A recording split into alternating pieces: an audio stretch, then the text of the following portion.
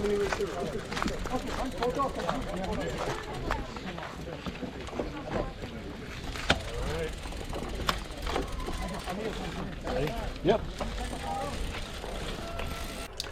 Welcome to the Wildflower Century, and this is the 2024 course. So this is put on by the San Luis Obispo Bike Club. And I have to tell you, this was one of my favorite events that I've done.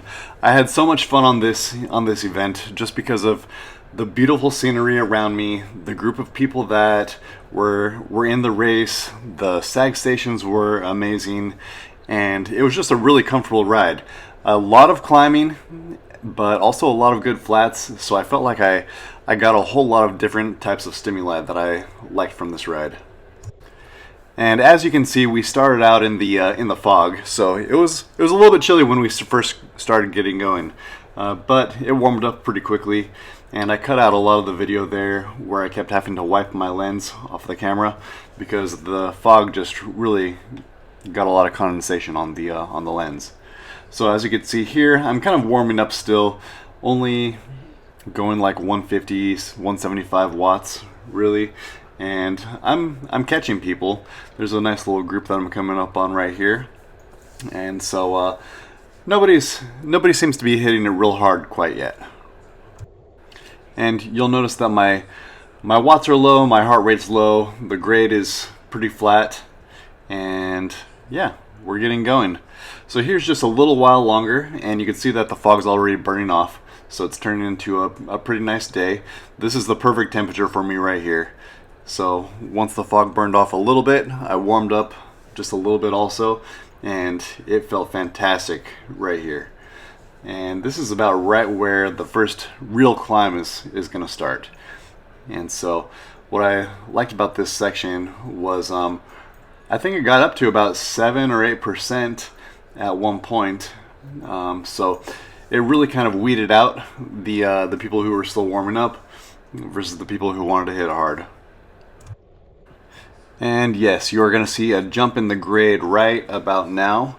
So you can see we're going up to 3%, 4%, and 5%. So 6, 7, 8%. So yeah, I think it levels off right here around 7 or 8%. And it's a tough little climb. And so I'm passing a decent amount of people right now, but you're going to see in just a minute an older guy comes up on me, and man, he's cooking pretty hot.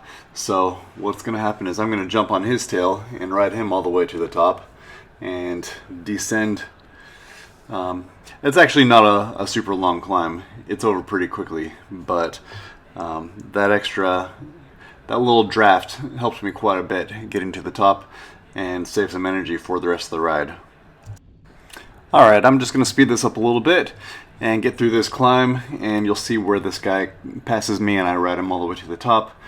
And so another thing that I wanted to point out about this ride was not only is it beautiful, but it's there's opportunity to get some good speeds on some long flats. And so it winds through the countryside, and oh, there's our guy. Okay, this guy's doing some pretty good work up here. I had to get up to 300, 400 watts just to jump on his tail, and so now I'm gonna ride this most of the way to the top, I think. So still, even behind him, 300 watts. So at only 11, 12 miles per hour, you know, the draft isn't helping a ton, but it is helping some.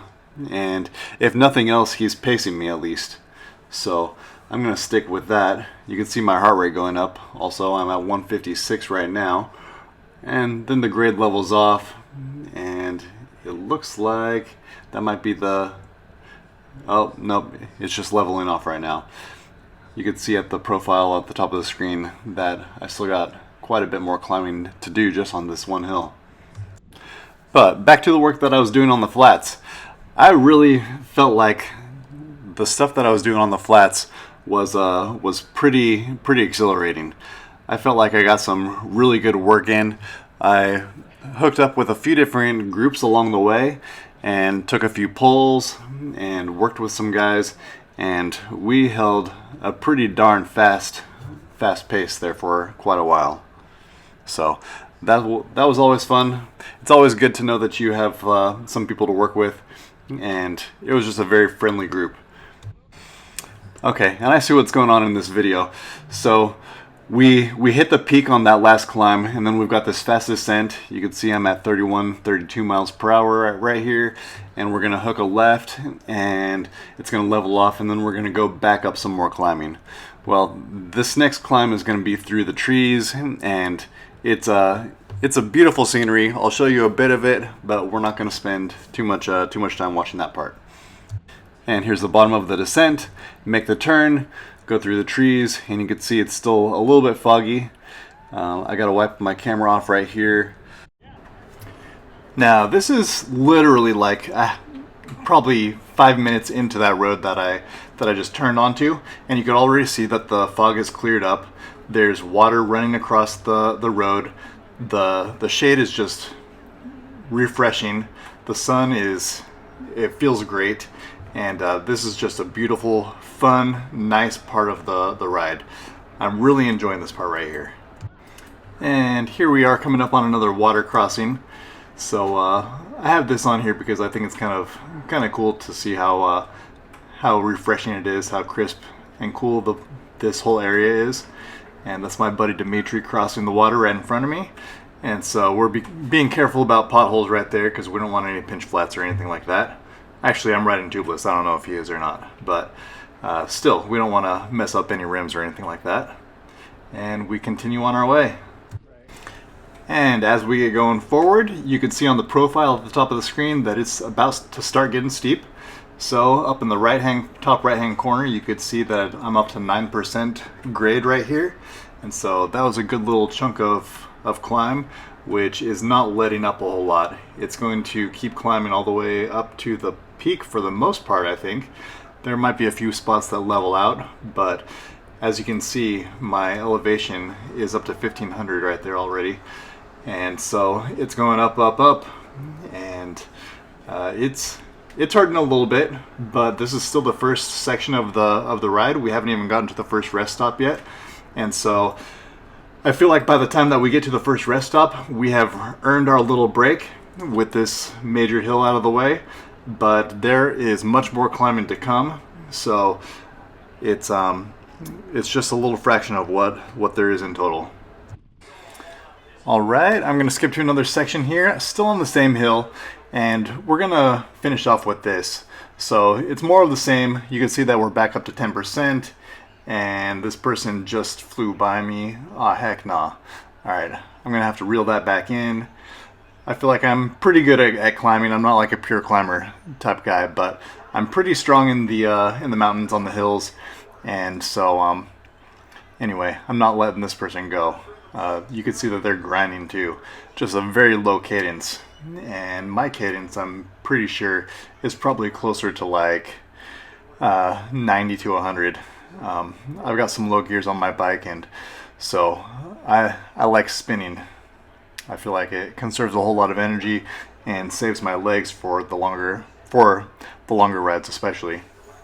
But you can see that the grade is pretty strong right here, and so we're still going up, and I'm gonna keep it going just to the end of this little segment, and then we'll finish it off. But most of the ride is a lot of this. So the countryside is beautiful. The ride just feels good most of the way. And there are a few open exposed areas where you have full sun later on, kind of in the middle of the course. You can see there at the top middle of the profile how there's a peak right there in the middle, and then there's another peak next to it further off to the right down the line.